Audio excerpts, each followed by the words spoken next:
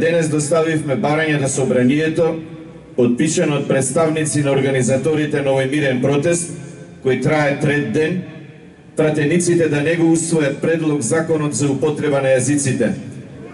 Денес доставивме барање и до владата, подпишано од представниците на организаторите на овој мирен протест, да го повлече предлог законот од собраниската процедура, бидејќи е неуставен, не е европски, ги руши унитарноста и територијалниот интегритет на државата, ја редефинира државноста, ги дискриминира помалите етнички заедници, ја дестабилизира земјата и врши мајоризација на малцинството врз мнозинството.